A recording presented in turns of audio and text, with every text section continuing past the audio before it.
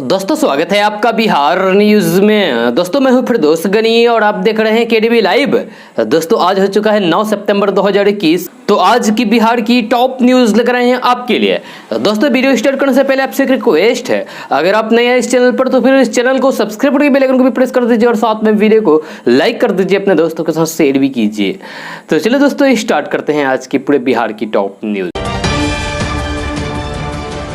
दोस्तों बिहार के सभी जिलों में जल्द ही बेसहारा और लाचार बुजुर्गों के लिए ओल्ड एज होम यानी कि वृद्धा आश्रम खोले जाएंगे। पहले चरण में 38 जिलों में 50-50 बेड के 2 यूनिट होंगे, यानी कि हर जिले के 100 लाचार बुजुर्गों को मुफ्त आवास, भोजन, कपड़ा और इलाज की सुविधा मिलेगी।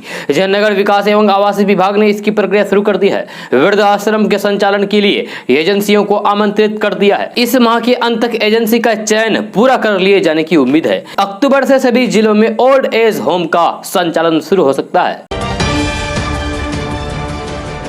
दोस्तों इस वक्त एक बड़ी खबर राजधानी पटना से सामने आ रही है। एक बार फिर से अपराधियों ने बड़ी लूट को अंजाम दिया है। हथियार के बल पर दवा कारोबारी से 5 लाख रुपए की लूट हुई है।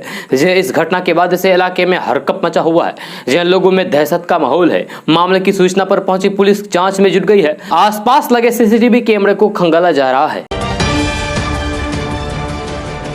दोस्तों बिहार के दरभंगा से बड़ी खबर सामने आ रही है। ताजा रिपोर्ट के मुताबिक दरभंगा में एम्स मेडिकल कॉलेज निर्माण की प्रक्रिया शुरू हो गई है। मिट्टी भराई और जमीन को समतल करने के लिए एक टेंडर भी जारी कर दिया गया है। खबर के मुताबिक Bihar medical services and infrastructure corporation limited ने निविदा निकाली है। इसको लेकर विज्ञापन भी जारी कर दिया गया है ताकि सभी लोगों को इसके बारे में जानकारी मिल सके।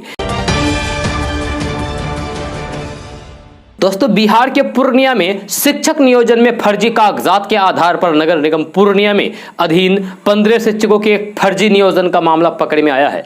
अब इस मामले में फर्जीवाड़ा करने वाले शिक्षकों की पहचान के लिए उनके द्वारा नियोजन में दर्ज कराए गए मोबाइल नंबर का पुलिस डिटेल्स खंगालेगी ताकि फर्जीवाड़ा करने वाले शिक्षकों की पहचान हो सके और उस पर कार्रवाई हो सके। शिक्षा विभाग ने नियोजन में स्कैन करके दूसरे के प्रमाण पत्रों का उपयोग करने वाले 15 शिक्षकों के मोबाइल नंबर पुलिस को उपलब्ध करा दिया गया है ताकि उसकी पहचान की जा सके। दोस्तों क्या आपको पता है कि बिहार में पेट्रोल पंप पर पेट्रोल में मिलावटी का खेल किया जाता है। यही नहीं, पेट्रोल पंप पर धोखाधड़ी का भी मामला सामने आते रहता है। बिहार में अक्सर गाड़ी में पेट्रोल डीजल की बजाय पानी भर देने का मामला सामने आता रहता है, लेकिन इस बार किसी और की नहीं बल्कि विधायक जी के साथ ही धोखाधड़ी हो गई। मामला इतना ज्यादा बढ़ गया कि विधायक ने थाने में केस भी दर्ज करा दिया है। जी हाँ, बिहार में पेट्रोल पंप के कर्मियों द्वारा धोखाधड़ी और मिलावटी करने का एक अनोखा मामला सामने आया है। खास बात यह है कि ठगी का शिकार होने वाले कोई आम आदमी नहीं बल्कि इलाके का विधायक है। बिहार की सिकटा सीट से भाकपा माले की विधायक के पेट्रोल पंप पर ठगी का शिकार हुए हैं। विधायक जी ने अपनी स्कॉर्पियो में 51 लीटर डीजल तो लिया, लेकिन इसके बाद जो हुआ वह सच में हैरान कर देने वाला मामला है। जी हाँ, विधायक जी ने तेल लिया, लेकिन तेल लेने के बाद मात्र 500 मीटर तक ही विधायक जी की गाड़ी चली और बंद हो गई। घटना मेहसी थाना क्षेत्र के मां विद्वासिनी सर्विस सेंटर की बताई जा रही है। विधायक जी सिकटा से पटना कृषि विभाग के बैठक के लिए जा रहे थे। इस दौरान रास्ते में पूर्वी चंपारण जिला के मेहसी थाना क्षेत्र के पास उनके स्कॉर्पियो का डीजल खत्म होने लगा। NH 28 पर बगल के पेट्रोल पंप से विधायक जी ने अपनी गाड़ी में 51 लीटर डीजल भरवाया और 4882 रुपए का बिल पंप से लेकर चले, लेकिन महज 500 मीटर आगे बढ़ते ही गाड़ी बंद हो गई। तेल फुल होने के बाद भी गाड़ी चालू नहीं हो रही थी। तो हैरान परेशान विधायक ने बगल से एक मैकेनिक बुलाकर गाड़ी की जांच करवाई। इस दौरान गाड़ी की टंकी में तेल की जगह सिर्फ और सिर्फ पानी पाया गया। इसको लेकर विधायक जी ने मेहसी थाने में आवेदन देकर प्राथमिकी दर्ज कराई है। तो अगर आप भी पेट्रोल पंप पर जाते हैं पेट्रोल या फिर डीजल भरवाने के लिए तो आप सावधान हो जाइए। जी हाँ, पेट्रोल और डीजल चेक करके ही भरवाएं। दोस्तों झारखंड सरकार ने नया आदेश जारी करते हुए विधानसभा में नमाज पढ़ने के लिए एक अलग से जगह दी है ताकि मुस्लिम समुदाय के नेता वहां नमाज अदा कर सके। वहीं झारखंड विधानसभा में इस तरीके के आदेश के बाद अब बिहार में भी भाजपा के विधायक हरिभूषण ठाकुर बचौल ने विधानसभा में मंगलवार के दिन हनुमान चालीसा पढ़ने के लिए विधानसभा में एक अलग जगह के साथ छुट्टी की मांग की थी। वहीं इस मामले को लेकर आज विधानसभा अध्यक्ष विजय कुमार चौधरी ने प्रतिक्रिया दी है। जी आज विजय सिन्हा ने मीडिया कर्मियों के सवाल पर कहा है कि बिहार विधानसभा लोकतंत्र का सबसे बड़ा मंदिर है, पूजा करने के लिए जगह की क्या जरूरत है। नेता कहीं पर भी बैठे बैठे पूजा कर सकते हैं, जहां उन्हें कोई नहीं रोक सकता है। विधानसभा में पहले से ही सरस्वती पूजा और विश्वकर्मा पूजा के साथ ही नमाज भी अदा की जाती है। यहाँ लोगों को कोई प्रॉब्लम नहीं है, कोई दिक्कत नहीं है। साथ ही उन्होंने कहा है कि पूरा विधानसभा ही मंदिर है, कोई कहीं भी बैठकर प्रार्थना कर सकता है। जो जिस तरीके से भावना प्रकट करना चाहते हैं उसको पूर्ण आजादी है, स्वतंत्र है। जी आपको बता दूं कि झारखंड विधानसभा में नमाज पढ़ने के लिए आवंटित किए गए जगह को लेकर लगातार भाजपा नेताओं के द्वारा विरोध प्रदर्शन किया जा रहा है। जी नेताओं द्वारा सदन की कार्रवाई को स्थगित कर दिया गया था। वहीं अब बिहार में हरिभूषण ठाकुर बचौल ने मांग की थी कि विधानसभा सभी धार्मिक समुदाय का आदर करता है, इसीलिए मंगलवार को हनुमान चालीसा पढ़ने के लिए छुट्टी दी जाए और इसके लिए अलग से व्यवस्था हो ताकि सभी धर्मों को बराबर नजर और आदर से देखा जाए। दोस्तों लोजपा के सांसद चिराग पासवान बुधवार को पूर्व मुख्यमंत्री राबड़ी देवी के आवास पहुंचे, जहां राष्ट्रीय जनता दल यानी कि राजद के नेता तेजस्वी यादव से मुलाकात की। इस मुलाकात के बाद अब बिहार की राजनीति में तरह तरह के क्यास लगाए जाने लगे हैं। हालांकि दोनों नेताओं ने कहा है कि चिराग पासवान अपने पिता पूर्व केंद्रीय मंत्री रामविलास पासवान की पहली पुण्यतिथि पर आयोजित कार्यक्रम में भाग लेने के लिए आमंत्रित देने आए थे। चिराग पासवान ने तेजस्वी यादव से मुलाकात के बाद कहा है कि इस मुलाकात के कोई भी राजनीतिक मायने नहीं निकाले जाने चाहिए। उन्होंने कहा है कि लालू प्रसाद के परिवार के साथ उनके परिवार का पारिवारिक संबंध रहा है। पिताजी ने भी लालू प्रसाद के साथ मिलकर काम किया है। यह चिराग पासवान ने कहा है कि लालू के परिवार से हमारा पुराना रिश्ता है। पिता रामविलास पासवान लालू प्रसाद यादव के बीच अच्छी दोस्ती थी। उन्होंने कहा कि वे गुरुवार को दिल्ली में लालू प्रसाद से भी मुलाकात करेंगे। इधर तेजस्वी यादव ने कहा कि आज चिराग भाई हमसे मिलने आए हैं, ये मेरे लिए खुशी की बात है। उन्होंने कहा कि हमारे परिवार का रामविलास पासवान जी के परिवार से पुराना रिश्ता है। तेजस्वी यादव से एक सवाल पूछा गया कि क्या चिराग पासवान एक प्लेटफॉर्म पर आएंगे, तो इस प्रश्न के जवाब में तेजस्वी यादव ने कहा कि मैं पहले ही सभी कुछ कह चुका हूं। लालू प्रसाद जी ने भी अपनी इच्छा पहले ही बता दी थी, अब इस पर क्या कहना है। दोस्तों वैज्ञानिकों ने चेतावनी दी है कि 18 से 24 साल के युवाओं में एक बीमारी का खतरा बहुत तेजी से बढ़ रही है, जिस वजह से कई रोगों को पैदा कर सकती है, यानी कि कई बीमारी को पैदा कर सकती है। तो चलिए जानते हैं कि कौन सी बीमारी है। तो मोटापा को स्वास्थ्य विशेषज्ञ तमाम प्रकार की गंभीर बीमारियों के प्रमुख कारणों के रूप में देखते हैं। पिछले 2 दशकों के आंकड़े देखें तो फिर छोटे बच्चों और वयस्कों में मोटापे की समस्या को काफी तेजी से बढ़ता हुआ देखा गया। इसी से संबंधित हाल ही में किए गए एक रिपोर्ट में यानी कि रिसर्च में वैज्ञानिकों ने चेताया है कि आने वाले सालों में अन्य आयु वर्ग की तुलना में 18 से 24 साल की युवा वयस्कों में अधिक वजन होने या फिर मोटापे का जोखिम सबसे अधिक हो सकता है। ऐसे में डर है कि 2-3 दशकों के बाद हृदय रोग और डायबिटीज रोगियों की संख्या में काफी इजाफा हो सकता है। इस खतरे को ध्यान में रखते हुए सभी स्वास्थ्य संगठनों को मोटापे की रोकथाम नीति पर सख्ती से काम करने की आवश्यकता है। जहां यूनिवर्सिटी कॉलेज लंदन यानी कि UCL, कैम्ब्रिज विश्वविद्यालय और Berlin institute of health at Charite universities medicines Berlin के शोधकर्ताओं के नेतृत्व में किए गए अध्ययन में पाया गया है कि युवाओं में मोटापे का खतरा तेजी से बढ़ रहा है, जिसे रोकने के लिए आवश्यक उपाय बहुत जरूरी है। अगर इस दिशा में सख्ती से कदम नहीं उठाया गया तो फिर अगली पीढ़ी गंभीर बीमारियों का बहुत कम उम्र में ही शिकार हो सकती है।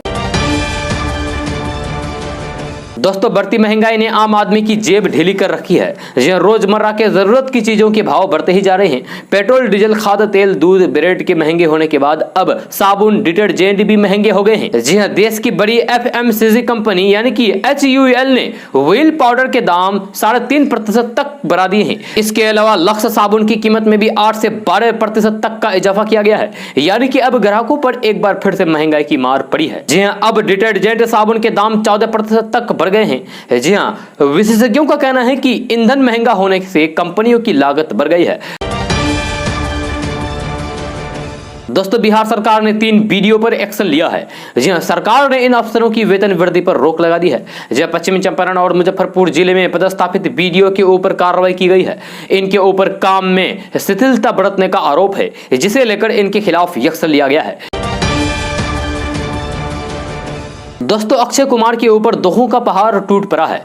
जी हाँ, बात क्या है तो चलिए हम आपको अभी बताने जा रहे हैं। तो अक्षय कुमार की मां अरुणा भाटिया का निधन हो गया है। जी हाँ, बुधवार यानी कि कल 8 सितंबर की सुबह उन्होंने आखिरी सांस ली। अक्षय कुमार ने इस दुखद खबर की जानकारी फैंस को सोशल मीडिया के जरिए दी है। जी हाँ, कुछ दिन पहले ही उनकी तबीयत खराब होने के बाद उन्हें आईसीयू में भर्ती कराया गया था। जी हाँ, अक्षय कुमार हाल ही में उन्हें देखने के लिए भारत वापस आए थे। बीमार मां अरुणा भाटिया के लिए एक दिन पहले ही फैंस से दुआओं की अपील करने वाले बॉलीवुड की खिलाड़ी अक्षय कुमार ने भारी मन से सोशल मीडिया पर फैंस को ये जानकारी दी है। दोस्तों, राष्ट्रीय जनता दल यानी कि आरजेडी के सुप्रीमो लालू प्रसाद यादव के छोटे बेटे और नेता प्रतिपक्ष तेजस्वी यादव बुधवार को काफी रिलैक्स मूड में दिखे। जहां तेजस्वी यादव पटना की सड़क किनारे नारियल पानी पीते दिखे। जब बुधवार की सुबह सुबह ही तेजस्वी यादव अपने फेसबुक पेज से लाइव आए और चिड़ियाघर इलाके में नारियल पानी पीते हुए लोगों से बातचीत करते नजर आए। जहां इससे पहले उन्होंने नौजवानों से मुलाकात भी की। बुधवार की सुबह सुबह तेजस्वी यादव चिड़ियाघर इलाके में मॉर्निंग वॉक के लिए निकले। मॉर्निंग वॉक के दौरान अचानक वे नारियल पानी की दुकान पर पहुंच गए और बेंच पर बैठकर नारियल पानी पीने लगे। दोस्तों, कांग्रेस के वरिष्ठ नेता सदानंद सिंह का कल निधन हो गया है। वह पिछले कई दिनों से पटना के एक हॉस्पिटल में भर्ती था। जी हां, उनके निधन पर बिहार का पूरा राजनीतिक समाज मर्माहत अनुभव कर रहा है। जब बिहार विधानसभा के स्पीकर विजय कुमार सिन्हा, बिहार के पूर्व मुख्यमंत्री जीतन राम मांझी, जेडीयू के राष्ट्रीय अध्यक्ष ललन सिंह, कांग्रेस सांसद अखिलेश प्रताप सिंह समेत कई नेताओं ने इसे प्रदेश की राजनीति के लिए अपूरणीय क्षति बताया है। आपको बता दें कि सदानंद सिंह सिल्वर सिरोसिस की बीमारी के कारण गंभीर रूप से बीमार थे। यह कुछ दिनों तक दिल्ली में ही भर्ती थे, लेकिन कांग्रेस नेतृत्व पर उनकी अनदेखी करने का आरोप लगा था। दोस्तों, एक बड़ी खबर बिहार से सामने आ रही है। जी हाँ, खबर यह है कि बिहार में विधानसभा का उपचुनाव होने जा रही है। जी हाँ, बिहार में विधानसभा की 2 खाली पड़े सीटों पर होने वाले उपचुनाव को लेकर आरजेडी ने अभी से ही तैयारियां शुरू कर दी है। जी हाँ, मंगलवार को पार्टी कार्यालय में खगड़िया क्षेत्र से आने वाले मनोहर कुमार यादव को आरजेडी की सदस्यता दिलाने के बाद तेजस्वी यादव ने उपचुनाव को लेकर हुंकार भरी। जी हाँ, तेजस्वी यादव ने कहा है कि इन दोनों सीटों पर महागठबंधन का कब्जा होगा। बिहार विधानसभा चुनाव में कुछ सीटों पर बेईमानी करके महागठबंधन के उम्मीदवारों को हरवाया गया था, लेकिन इस बार हमारी जीत पक्की है। बिहार में 2 जगहों पर उपचुनाव होने वाला है। तारापुर और कुशेश्वर स्थान पर उपचुनाव होने वाले हैं। इन दोनों सीटों पर महागठबंधन के उम्मीदवारों की जीत होने वाली है। बिहार में सरकार और विपक्ष में ज्यादा सीटों का अंतर नहीं है। तेजस्वी यादव ने कहा कि ये सभी पार्टी को और भी ज्यादा मजबूत करेंगे और लालू प्रसाद यादव की विचारधारा को आगे बढ़ाने का काम करेंगे। दोस्तों, लालू समर्थकों के लिए एक बहुत ही बड़ी खबर सामने आ रही है। खबर यह है कि लालू प्रसाद यादव के बिहार आगमन की तारीख तय हो गई है। कब तय हुई है और कब बिहार आ रहे हैं, चलिए अब आपको बताने जा रहे हैं। लालू समर्थकों के इंतजार की घड़ियां खत्म हो गई है। वे दिन, वे समय और वे पल आ गया है जब लंबे अरसे के बाद लालू यादव बिहार आने वाले हैं। जी हां, इसके संकेत मिल गए हैं। नेता प्रतिपक्ष तेजस्वी यादव ने लालू प्रसाद यादव के बिहार आने के संकेत दिए हैं। उन्होंने कहा है कि अब लालू जी पूरी तरीके से स्वस्थ हो गए हैं। दरअसल चिराग पासवान अपने पिता स्वर्गीय रामविलास पासवान की पहली भर्ती में शामिल होने के लिए तेजस्वी यादव को निमंत्रण देने राबड़ी आवास गए थे। तेजस्वी यादव और चिराग पासवान में करीब 8 घंटे तक मुलाकात हुई। दोनों नेताओं के बीच कई तरह की बातें हुई। जहां दोनों साथ में आवास से बाहर निकले और मीडिया से अपने और अपने परिवार के रिश्ते के बारे में बताया। इस दौरान तेजस्वी यादव ने चिराग पासवान द्वारा निमंत्रण मिलने की बात कही। उन्होंने कहा कि 2010 के चुनाव में स्वर्गीय रामविलास पासवान जी के साथ हमने चुनाव कैंपेन किया था। जहां उनसे बहुत कुछ सीखने को मिला था। आज वे हम लोगों के बीच नहीं है, लेकिन हम दोनों के पारिवारिक रिश्ते बहुत पुराने हैं। तेजस्वी यादव ने आगे कहा है कि चिराग दिल्ली जाकर लालू प्रसाद यादव से मिलने की बात कह रहे हैं। हमें उम्मीद है कि लालू जी अपने मित्र स्वर्गीय रामविलास पासवान की पहली बरसी में शामिल हो सकते हैं, क्योंकि अब वे पहले से ज्यादा बेहतर है। तेजस्वी यादव के इसी संकेत के आधार पर कहा जा रहा है कि लालू प्रसाद यादव 12 सितंबर को पटना आ सकते हैं। तेजस्वी यादव के संकेत से लालू समर्थकों में खुशी की लहर दौड़ गई है। दोस्तों, बिहार वासियों के लिए खुशखबरी है। खुशखबरी यह है कि बिहार में 10 मंजिला पार्किंग बनने जा रही है। जी हां, बिहार के सबसे बड़े और पुराने अस्पताल के लिए नासूर बन चुकी पार्किंग की समस्या 1 साल में खत्म हो जाएगी। इसके लिए यहां 10 मंजिला कार पार्किंग निर्माण कराना शुरू कर दिया गया है। बिहार के सबसे बड़े और पुराने अस्पताल के लिए नासूर बन चुकी पार्किंग की समस्या 1 साल में खत्म हो जाएगी। इसके लिए यहां 10 मंजिला कार पार्किंग निर्माण का कार्य शुरू हो गया है। जी हां, सोमवार को अधीक्षक आवास के सामने बने कर्मचारियों के आवास तोड़कर खाली हुई जगह पर इसका निर्माण शिलान्यास किया गया है। दोस्तों बिहार में वायरल फीवर ने कहर बरपा रखा है, चारों तरफ हाहाकार मचा हुआ है। जी हाँ, बिहार में वायरल फीवर का कहर बढ़ गया है। बच्चों से लेकर नौजवान तक इस फीवर की चपेट में आ गए हैं। जी हाँ, इस बुखार की चपेट में आ गए हैं। राजधानी पटना के साथ सभी जिलों में इसका प्रकोप बढ़ गया है। बच्चे वायरल फीवर की चपेट में सबसे ज्यादा संख्या में आ रहे हैं। बिहार के सबसे बड़े अस्पताल पीएमसीएच में वायरल फीवर से पीड़ित बच्चों की संख्या बढ़ती जा रही है। जहाँ पीएमसीएच में बच्चे तड़प रहे हैं, परिजन बिलख रहे हैं, लेकिन डॉक्टरों का दिल नहीं पसीज रहा है। जहाँ शिशु वार्ड में भर्ती बच्चों को समय से देखने के लिए डॉक्टर पहुंच नहीं रहे हैं। जहाँ वार्ड में सीट से ज्यादा बच्चे भर्ती हैं। हालात ऐसे हो गए हैं कि राजधानी पटना के सभी बड़े अस्पतालों में बच्चों के इलाज के लिए बेड खाली नहीं है। जहाँ पटना के पीएमसीएच, एनएमसीएच, आईजीआईएमएस और पटना एम्स में भी बच्चों के लिए मौजूद बेड फुल होने के कगार पर पहुंच चुके हैं। जहाँ इस वायरल बुखार की चपेट में आने से 3 बच्चों की जान भी जा चुकी है, जबकि गोपालगंज में 1 बच्चे की जान गई है। यह सारण जिले के अमनौर प्रखंड के सिरसा खेमकरण ट्रैपुर गांव में पिछले 4 दिनों के अंदर वायरल बुखार की वजह से 3 बच्चों की जान चली गई। अभी भी इस गांव में तकरीबन 5 दर्जन बच्चे बीमार है। मेडिकल टीम इस गांव में कैंप कर रही है। चिंता की बात यह है कि बच्चों को बुखार के दौरान सांस लेने में तकलीफ का सामना करना पड़ रहा है। दोस्तों एक बड़ी खबर सामने आ रही है। तो खबर यह है कि बिहार के नीतीश सरकार ने बिहार के लगभग 46,000 स्कूलों में प्रधान शिक्षक और हेड मास्टर की बहाली की स्वीकृति दे दी है। अब नियुक्तियों का नोटिफिकेशन भी जल्द ही जारी कर दिया जाएगा। ये निर्णय नीतीश कैबिनेट की बैठक में लिया गया है। यह जानकारी के अनुसार बैठक में 17 एजेंडों पर मोहर लगी है। इसमें कई महत्वपूर्ण फैसले लिए गए हैं। बीपीएससी से सीधे बिहार के प्राथमिक और उच्च माध्यमिक विद्यालयों में 45,852 हेड मास्टरों की बहाली होगी। इनमें से 40,518 पद प्राथमिक स्कूलों के प्रधान शिक्षकों के लिए है, जबकि 5,334 प्रधान अध्यापक के पद उत्क्रमित उच्च माध्यमिक विद्यालयों के लिए होंगे। दोस्तों प्रधानमंत्री नरेंद्र मोदी दीपावली के मौके पर अयोध्या जा सकते हैं। यह माना जा रहा है कि वे हर साल आयोजित होने वाले दीपोत्सव के कार्यक्रम में भी शामिल हो सकते हैं। आगामी विधानसभा चुनाव को भी देखते हुए प्रधानमंत्री का दौरा अहम माना जा रहा है। यह चुनावी स्टंट माना जा रहा है। बताया जाता है कि पीएम के अयोध्या दौरे में कुछ और कार्यक्रम होंगे। प्रधानमंत्री नरेंद्र मोदी दीपोत्सव के दिन ही अयोध्या में रहेंगे। मिली जानकारी के अनुसार दीपोत्सव के कार्यक्रम में राज्यपाल, मुख्यमंत्री, कई केंद्रीय मंत्री और यूपी सरकार के कैबिनेट मंत्री शामिल होंगे। जी हालांकि अभी तक ये स्पष्ट नहीं हुआ है कि पीएम के अयोध्या पहुंचने की तारीख क्या है। इस बार दीपावली 4 नवंबर को है और दीपोत्सव का कार्यक्रम धनतेरस के यानी कि 2 नवंबर को शुरू होगा। ऐसे में माना जा रहा है कि प्रधानमंत्री नरेंद्र मोदी धनतेरस के दिन ही अयोध्या आएंगे। यह गौरतलब है कि केंद्र और राज्य सरकार लगातार अयोध्या को लेकर समय समय पर रिपोर्ट्स लेती रहती है। विधानसभा चुनाव को ध्यान में रखकर देखें तो अयोध्या इस वक्त राजनीतिक दलों के एजेंडे में ही। एक और जहां बसपा ने प्रबुद्ध सम्मेलन वहीं से शुरू किया तो फिर ओवैसी भी अयोध्या गए थे।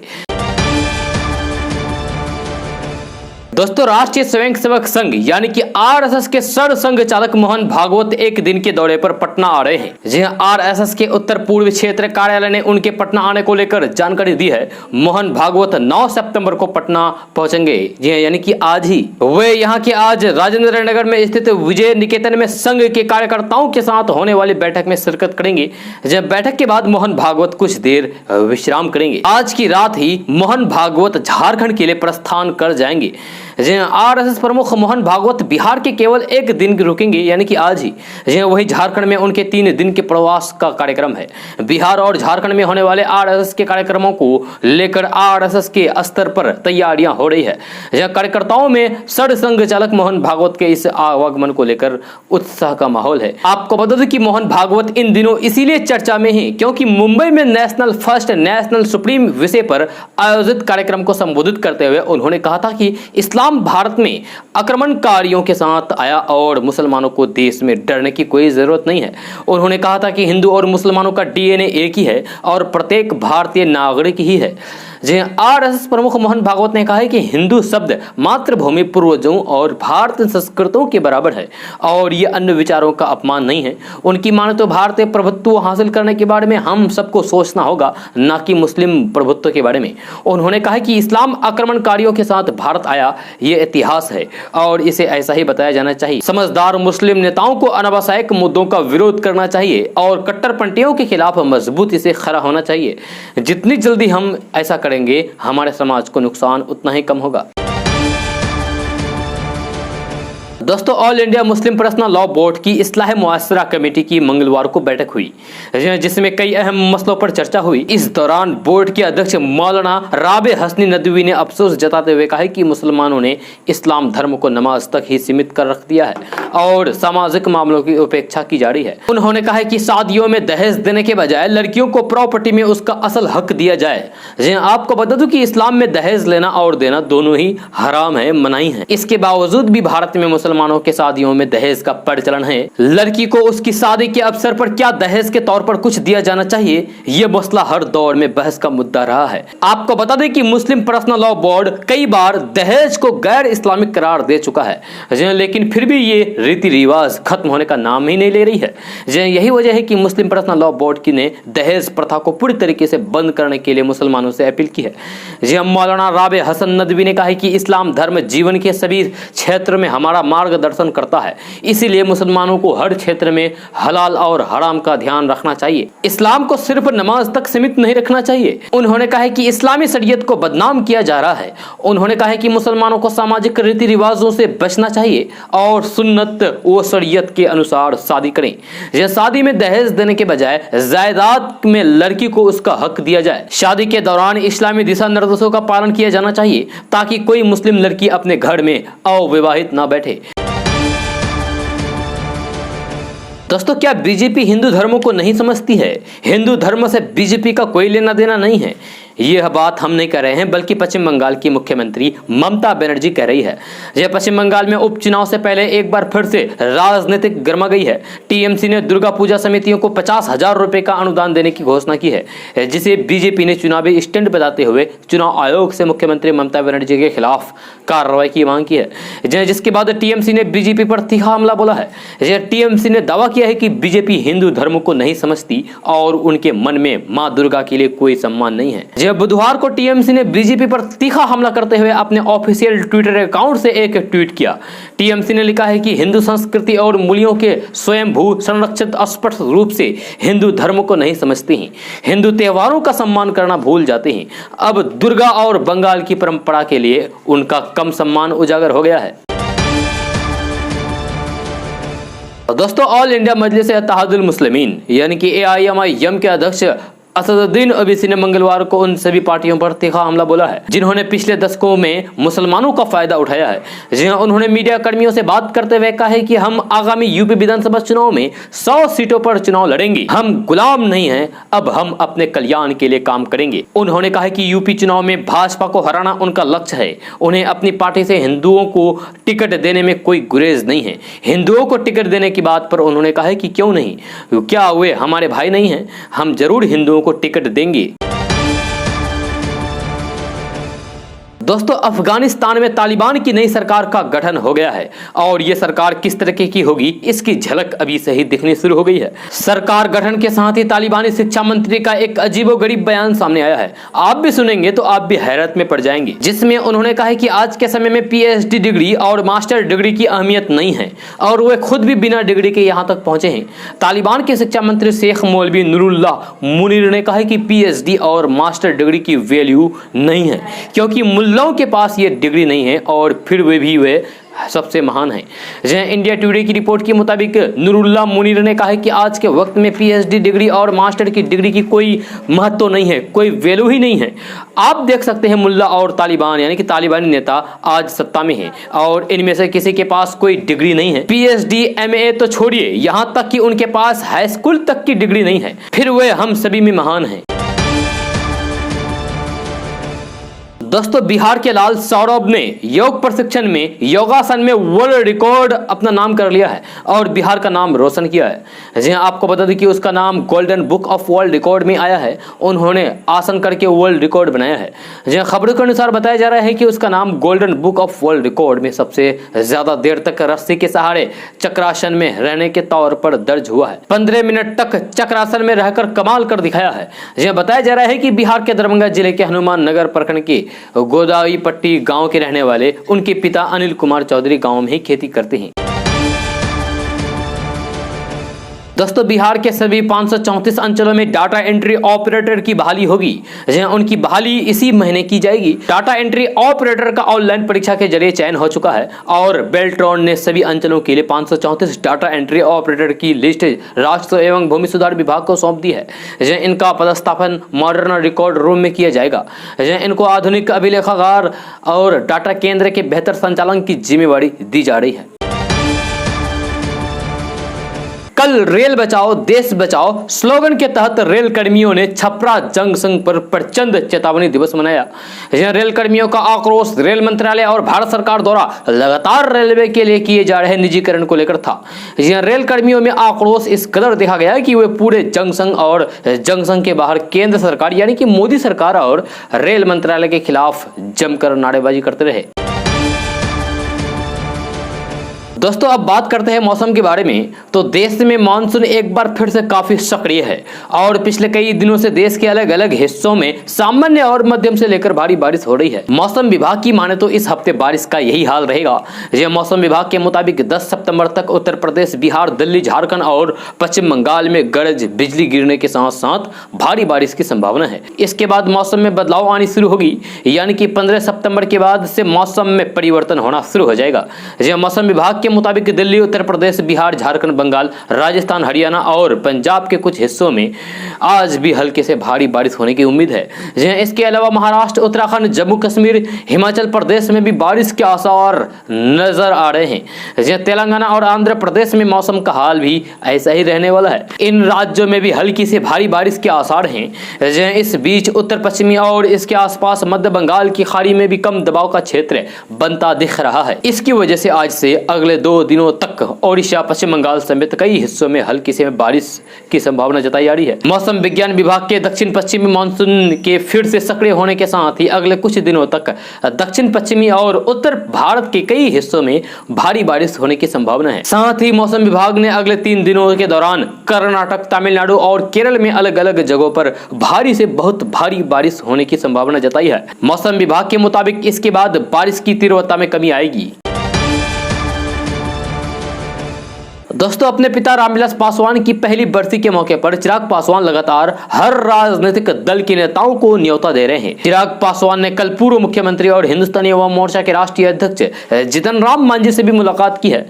चिराग पासवान जीतन राम मांझी के घर पहुंचे और उन्हें बरसी में शामिल होने का आमंत्रण दिया। विधानसभा चुनाव के पहले एनडीए में एंट्री लेने वाले जीतन राम मांझी ने रामविलास पासवान और उनकी पार्टी को जमकर निशाने पर लिया था। जीतन राम मांझी लगातार रामविलास पासवान के खिलाफ बयानबाजी के कारण चुनाव के पहले सुर्खियों में भी बने रहे।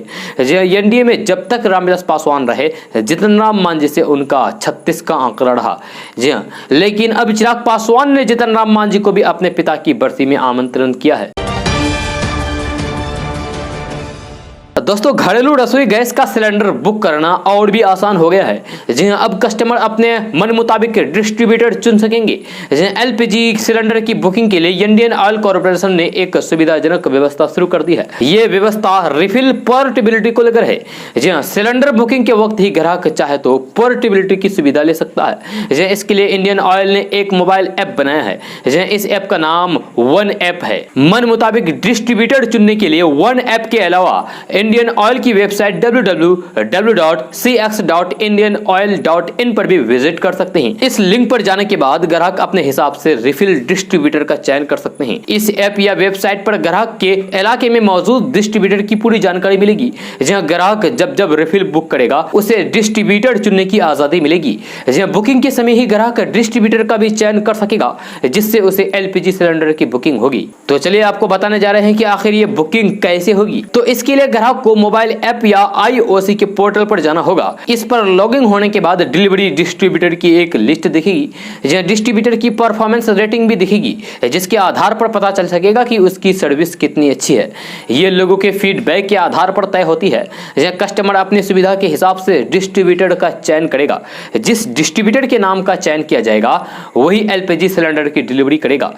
इस बात का कोई फर्क नहीं पड़ता है कि आपका एलपीजी कनेक्शन किस एजेंसी का है। पहले उसी एजेंसी या फिर डिस्ट्रीब्यूटर से सिलेंडर ले सकते थे जिसका कनेक्शन है, लेकिन अब नियम बदल गया है।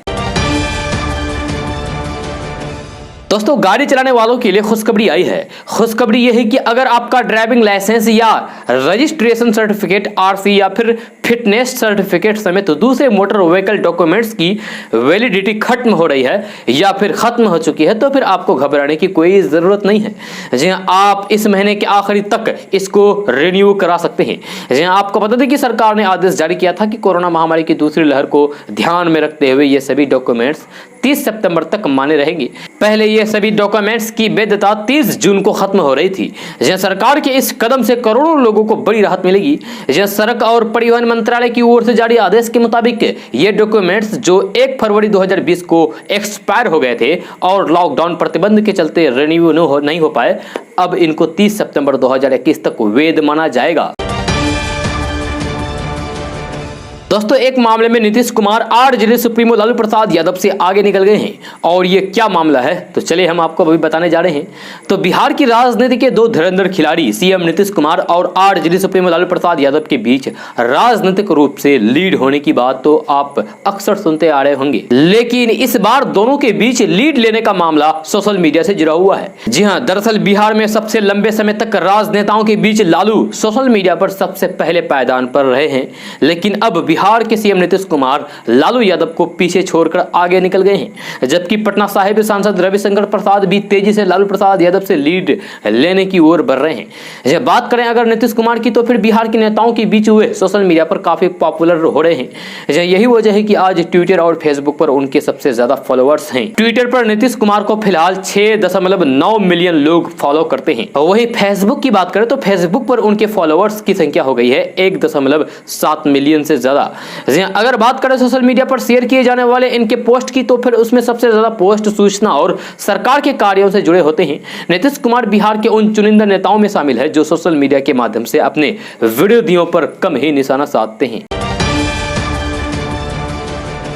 दोस्तों बिहार में सब्जी की खेती करने वाले किसानों के लिए बिहार सरकार नई सौगात लेकर आई है। सब्जी की खेती करने वाले किसानों को आर्थिक दिक्कतों का सामना न करना पड़े, इसके लिए अब उन्हें 50,000 से लेकर 1 लाख रुपए तक का लोन दिया जाएगा। इस योजना का लाभ पहले बस अनाज उत्पादक किसानों को ही दिया जाता है, लेकिन अब सब्जी की खेती करने वाले किसानों को भी मिलेगा। जी हाँ, यानी कि अगर आप सब्जी की खेती करते हैं तो भी आप इस योजना का लाभ ले सकते हैं। जब बिहार सरकार के अनुसार पहले चरण में 20 जिलों के लगभग 25,000 सब्जी उगाने वाले किसानों को किसान क्रेडिट कार्ड यानी कि केसीसी के तहत योजना का लाभ दिया जाएगा। सहकारिता विभाग के अनुसार पटना, नालंदा, वैशाली, समस्तीपुर, बेगूसराय, मुजफ्फरपुर, पूर्वी चंपारण, पश्चिमी चंपारण, शिवहर, सीतामढ़ी, दरभंगा, मधुबनी, सहरसा, मधेपुरा, सुपौल, भोजपुर, बक्सर, छपरा, गोपालगंज एवं सिवान जिले में पैक्सों से जुड़े सब्जी उत्पादन किसानों को केसीसी यानी कि किसान क्रेडिट कार्ड देने की प्रक्रिया शुरू कर दी गई है।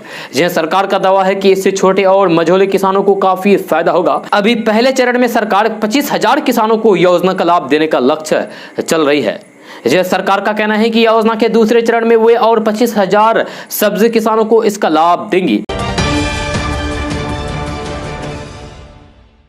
और दोस्तों आज का न्यूज़ बस यहाँ तक। कैसा लगा जरूर अपना सुझाव दीजिएगा नीचे कमेंट बॉक्स में कमेंट करके।